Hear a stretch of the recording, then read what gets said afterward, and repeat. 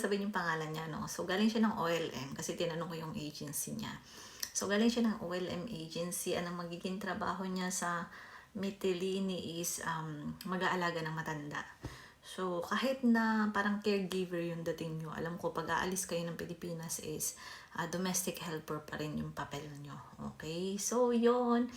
Madadagdagan na naman tayo mga Pilipino dito sa Greece and I'm so happy kasi kaya nga, yun nga yung gusto ko sa vlog ko kasi alam ko, gusto ko na mas marami tayong mga Pilipino na matulungan na makarating dito. No? So mga naghahanap ng agency, search nyo lang yung OLM and kayo na rin yung mag-inquire doon para sa mga katanungan nyo. Kasi mas maganda na sila yung magsabi sa inyo ng mga requirements and placement fee kung may placement fee na dapat bayaran. Okay?